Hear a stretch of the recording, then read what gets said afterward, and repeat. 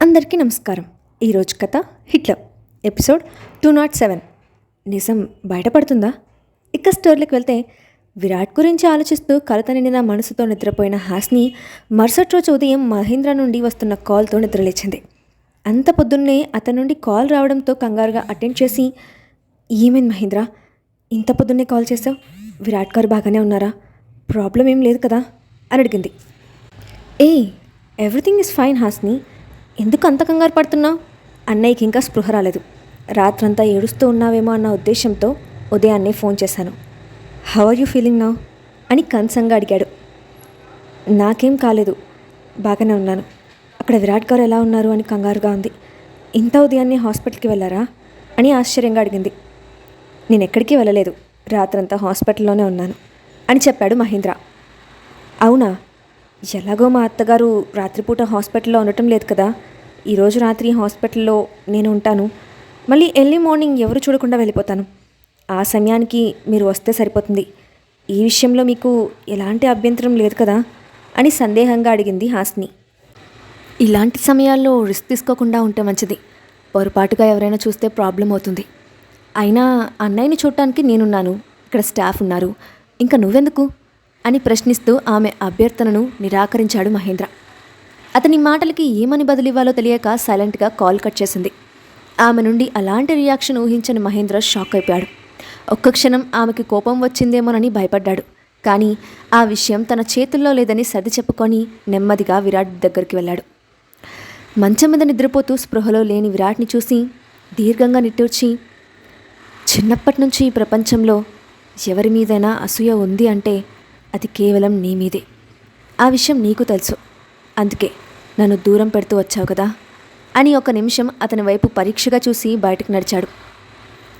Emergency ward నుంచి బయటకు వచ్చిన మహేంద్రకు అతని తండ్రి రాజేంద్రవర్మ ఎదురుపడ్డాడు.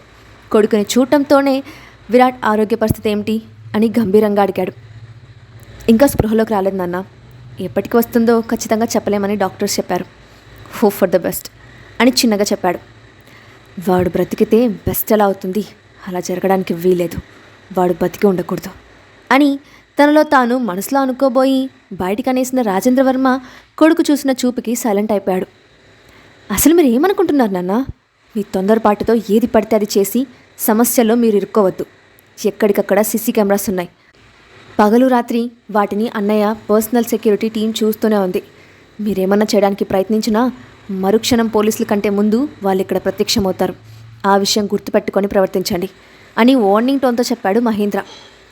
ఆ మాటకి, వీడు నాకు ఇన్ఫర్మేషన్ ఇస్తున్నాడా లేక హెచ్చరిస్తున్నాడా?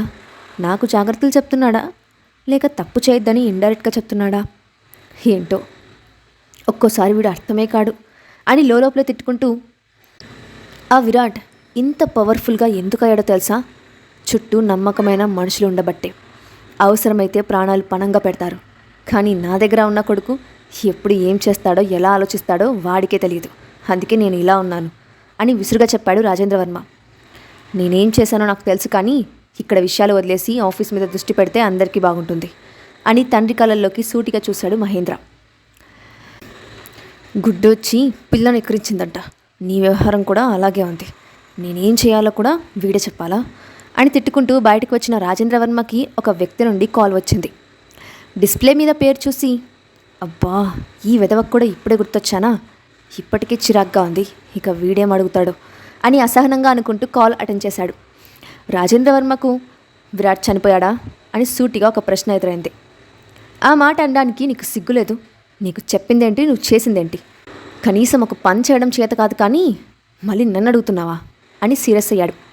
మాటలు మర్యాదగా రానివు రాజేంద్రవర్మ, నేనిచ్చిన మాట ప్రకారం అటాక్ చేశాను. ఆ విరాట్ను ఎదుర్కోవడం సామాన్య విషయం అనుకున్నావా? నీ వల్ల నాకు ఆస్తి నష్టం, ప్రాణ నష్టం రెండూ కలిగాయి. అయినా సరే మా ప్రయత్నం మేము చేశాము. కానీ నువ్వు మా మీద నమ్మకం లేక రెండో గ్రూప్ని పంపి అటాక్ చేయించావు. మళ్ళీ ఏమి ఎరగనట్లు మాట్లాడుతున్నావు. డీల్ కుదుర్చుకున్నప్పుడు మనం పెట్టుకున్న రూల్స్ గుర్తుకు రాలేదా? నీ తెలివితేటలు నా దగ్గర కాదు.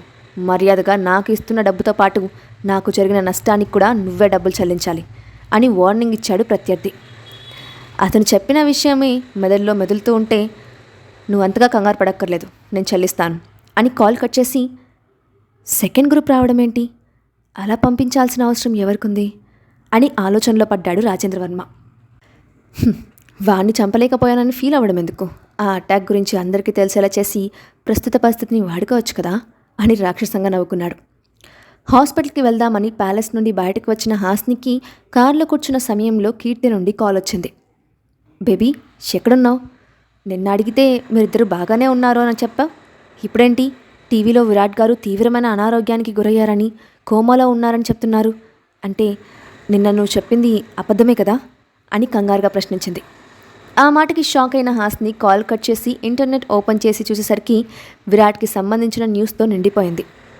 అందులో వస్తున్న ఇన్ఫర్మేషన్ చూసి ఆమె ఒక్కసారిగా షాక్ అయిపోయింది. ఇప్పటి వరకు ఎవరికీ తెలియకుండా దాచిన విషయం ఎలా బయటకు వచ్చింది?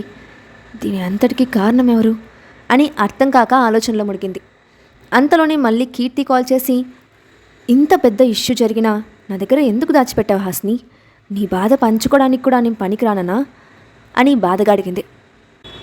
అసలు విషయం చెప్పి నిన్ను బాధ పెట్టడం ఇష్టం లేక తప్ప మరో ఉద్దేశం లేదు కీర్తి. పైగా ఈ విషయం బయటకు వస్తే కొత్త సమస్యలు పుట్టుకొస్తాయని కూడా భయపడ్డాను. ఐఎమ్ రియలీ సారీ పప్పా అని చెప్పింది హాస్ని. విరాట్ గారు ఎప్పుడూ యాక్టివ్గా ఉంటారు, అలాంటిది ఇంత పెద్ద ప్రమాదం ఎలా జరిగింది? నువ్వు ఎలా ఉన్నావు అని కంగారుగా అడిగింది కీర్తి.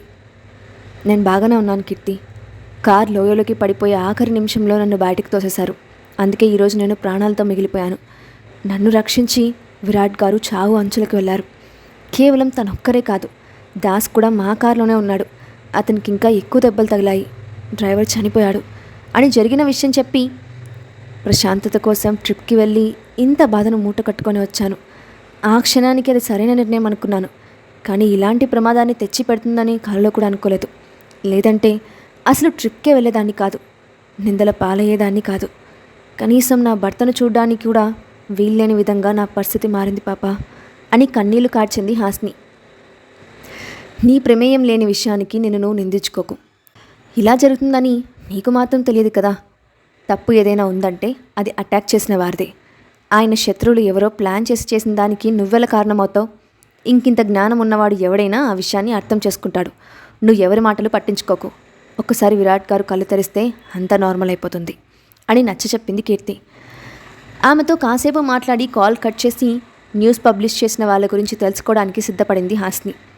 కాసేపటి తర్వాత కీర్తికి కాల్ చేసి ఆమెను సిద్ధంగా ఉండమని చెప్పి పికప్ చేసుకొని ఆమెతో కలిసి హాస్పిటల్కి బయలుదేరింది. కొద్దిసేపటి తర్వాత హాస్పిటల్కి చేరుకున్న హాస్ని కీర్తి అక్కడ కనీసం ఒక రిపోర్టర్ని కూడా లేకపోవడం చూసి ఆశ్చర్యపోయింది. ఇదేంటి, న్యూస్ ఇంత వైరల్ అయితే కనీసం ఒక్కడు కూడా కనుక్కోవడానికి రాలేదా? సంథింగ్ ఏదో జరుగుతోంది హాస్ని. అసలు అటాక్ చేయాల్సిన అవసరం ఎవరికుంది అని ఆలోచనగా అడిగింది కీర్తి. నాకు తెలిసి ఈ అటాక్ ప్లాన్ చేసిన వ్యక్తి రాజేంద్రవర్మ గారు. విరాట్ గారి మీద చంపేంత కోపం అతనికి మాత్రమే ఉంది. పైగా మేమున్నది ఒక కొండ ప్రాంతంలో. అక్కడ బందిపోటు దొంగలు కానీ తీవ్రవాదులు కానీ ఎవరూ లేరు. కనీసం అక్కడున్న వ్యక్తులకి కాస్ట్లీ కారు ఉండటం కూడా గగనం. ముఖ్యంగా ఆయన అక్కడికి వచ్చినట్లు బయట ఎవరికీ తెలియకుండా జాగ్రత్త పడ్డారు. అయినా ప్రమాదం జరిగిందంటే పూర్తిగా ఇంట్లో వాళ్ళ పని అయి ఉంటుంది. ఎందుకంటే రీసెంట్గా ప్యాలెస్ నుండి ఆయనకు ఒక కాల్ వచ్చింది. దాన్ని బట్టే మమ్మల్ని ఫాలో అయ్యి అటాక్ ప్లాన్ చేశారు. ఇది మొదటిసారి కాదు, ఇలాంటి ప్లాన్స్ గతంలో కూడా చాలా చేశారు. ఎప్పటికప్పుడు తప్పించుకుంటూ వచ్చారు. అనుక్షణం చాలా జాగ్రత్తగా ఉండే విరాట్ గారు ఈ విషయం ఎలా నెగ్లెక్ట్ చేశారో అర్థం కావట్లేదు అని తన అనుమానం వ్యక్తం చేసింది హాస్ని. అదంతా నీ అనుమానం మాత్రమే, ఎలాంటి ఆధారాలు లేవు. మరి అసలు నిజం ఎలా తెలుస్తుంది? నీ మాటలు బట్టి విరాట్ గారు చాలా ప్రమాదంలో ఉన్నారని నాకు అర్థమవుతోంది. ఆయన స్పృహలో లేని సమయంలో ఏమైనా చేస్తే ఏంటి పరిస్థితి అని అడిగింది కీర్తి. నేను ఆ విషయం గురించి ఆలోచిస్తున్నాను. ఏది ఏమైనా విరాట్ గారిని కాపాడటం చాలా ముఖ్యం. అందుకోసం మహేంద్ర సాయం తీసుకుందామంటే ముందుగా విషయం అంతా చెప్పాలి. తన కన్న తండ్రి గురించి నేను చెప్పిన విషయాలు నమ్ముతాడని అనుకోను. ఇప్పుడు నా ముందున్న ఒకే ఒక్క మార్గం రక్షిత్ గారు. ప్రస్తుతానికి సిటీలో విరాట్ గారి తర్వాత అంతటి సామర్థ్యం ఉన్న వ్యక్తి ఆయన ఒక్కరే. గతంలో జరిగిన విషయాలకి కోపం ఉన్నప్పటికీ ఒకప్పటి స్నేహాన్ని దృష్టిలో పెట్టుకొని సాయం చేస్తారనిపిస్తోంది. నా భర్తను కాపాడుకోవడానికి నా ఆత్మాభిమానం పక్కన పెట్టి అయినా సరే అతన్ని హెల్ప్ అడుగుతాను అని చెప్పి అప్పటికప్పుడే లోలితకి కాల్ చేసింది. గదిలో కూర్చొని చదువుకుంటున్న లోలిత ఫోన్లో హాస్ని చెప్పిన విషయం విని కంగారుగా రక్షిత్ దగ్గరికి పరిగెత్తింది. హాల్లో కూర్చొని టీవీ చూస్తున్న రక్షిత్ ఆమె అరుపులకి ఇరిటేట్ అయ్యి, ఎందుకు అలా అరుచుకుంటూ వస్తున్నావు? దేని గురించి అంత కంగారు పడుతున్నావు అని అడిగాడు. హాస్ని ఫోన్ చేసింది. విరాట్ గారి గురించి మీతో ముఖ్యమైన విషయం డిస్కస్ చేయాలంట, అందుకని ఇంటి అడ్రస్ అడిగింది.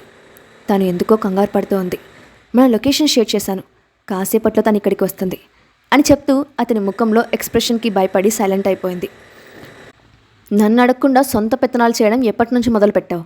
మీ ఇంట్లో చదవట్లేదని తీసుకొచ్చి ఇక్కడ పడేశాను, ఇక్కడ కూడా చదువు ఎగరగొట్టి సోచ్ చెప్తున్నావా అని సీరియస్గా అడిగాడు రక్షిత్. నేను చదువుకుంటుంటే తన నుండి కాల్ వచ్చింది. పాపం ఎంత అవసరం ఉండబట్టే అలా అడుగుతుంది. కేవలం తన వల్లే నేను ఈరోజు మీ దగ్గర సేఫ్గా ఉన్నాను. లేదంటే సవతి తండ్రి చేతిలో నా పరిస్థితి ఏమయ్యేదో మీకు తెలియదా? నా కోసమైనా తనకు సహాయం చేయండి ప్లీజ్ అని రిక్వెస్ట్ చేసింది. సాయం అంటే నాకు డ్రగ్ ఇచ్చి నీతో ఇంటిమేట్ అయ్యాలానా అని కోపంగా అడుగుతున్న రక్షిత్ని చూసి తడబడుతూ, నేనేదో జరిగిందని అనుకునేంత బిల్డప్ ఇచ్చిన ఆ రోజు ఏమీ జరగలేదని మీకు తెలుసు. మీరు మరీ అంత అమాయకులైతే కాదు కదా. పోనీ ఆ మూమెంట్లో తెలియకపోయినా ఆ తర్వాత ఖచ్చితంగా తెలుసుకున్నారు. అందుకే నన్ను పనిష్ చేయకుండా వదిలేశారు. మీకున్న తిక్క గురించి నాకు తెలియదా అని నాలుక గబుక్కున ఖర్చుకుంది లోహిత. నీకు ఈ మధ్య ధైర్యం బాగా పెరిగిపోయింది, అందుకే ఇష్టం వచ్చినట్లు మాట్లాడుతున్నావు. అయినా హెల్ప్ చేయడం చేయకపోవడం నా ఇష్టం, నువ్వు మధ్యలో ఇంటర్ఫియర్ అయితే ఊరుకోను అని వార్నింగ్ టోన్లో అన్నాడు రక్షిత్. నేను ఫస్ట్ మిమ్మల్ని ఒక రిక్వెస్ట్ చేశాను, అది ఒప్పుకోవడానికి మీ ఈగో అడ్డు వస్తుంది కదా. సరే, మీకు నచ్చినట్టే ఉండండి, నేను ఇప్పుడే మా అమ్మ ఉంటున్న ఇంటికి వెళ్ళిపోతాను అని కోపంగా చెప్పి వెనుతిరిగింది లోహిత. నాకే వార్నింగ్ ఇచ్చేంత రేంజ్కి ఎదిగిపోయావా? ఇక్కడికి రావడం పోవడం అంతా నీ ఇష్టమేనా? నోరు మూసుకొని లోపలికి వెళ్ళు. నన్ను కాదని అడుగు కూడా బయటికి పెట్టలేవు, గుర్తుపెట్టుకో. నా మీదే పన్నాగాలు పన్నుతూ నన్ను హెల్ప్ అడుగుతూ ఉంటే చూస్తూరుకోవడానికి నేనేమైనా పిచ్చోడినా? నీ కంటికి ఎలా కనిపిస్తున్నాను అని సీరియస్గా అడిగాడు రక్షిత్. ఒకరిని అనే ముందు మీరు చేసిందేంటో గుర్తుపెట్టుకోండి. వాళ్ళు ప్లాన్ చేశారంటున్నారు కదా, అలా చేసే అవకాశం ఇచ్చింది మీరు కదా. గతంలో మీరు ఎలాంటి తప్పులు చేయకుండానే విరాట్ గారు మీ మీద రివెంజ్ తీర్చుకున్నారా? నిజమేంటో నాకు చెప్పక్కర్లేదు, మీ మనస్సాక్షిని మీరే ప్రశ్నించుకోండి. నేను డైరెక్ట్గా వచ్చి మీ కుటుంబ సభ్యురాలని చెప్తే నాకు సహాయం చేస్తారా? కేవలం మీ పక్కన ఉంటే నా సవతి తండ్రి నుండి నా మాన ప్రాణానికి రక్షణ ఉంటుందన్న ఉద్దేశంతో మాత్రమే అంత సాహసం చేశాను. ఆ విషయంలో నాది కూడా తప్పుంది. మరి నన్నెందుకు ఏం చేయలేదు?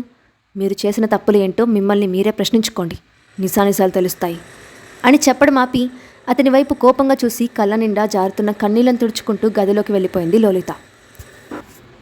ఎప్పుడూ చిన్నపిల్లల్లా ప్రవర్తిస్తూ తనతో తిక్క చేసే లోహిత తన తప్పుని అంత స్పష్టంగా ఎత్తి చూపుతూ ఉంటే రక్షిత్ మనసులో రకరకాల ఆలోచనలు మొదలయ్యాయి.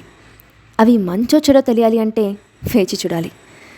అతను ఆలోచనలో మునిగి ఉన్న సమయంలోనే సర్వెంట్ లోపలికి వచ్చి అతన్ని కలవడానికి ఎవరో వచ్చారని చెప్పి వెళ్ళిపోయాడు.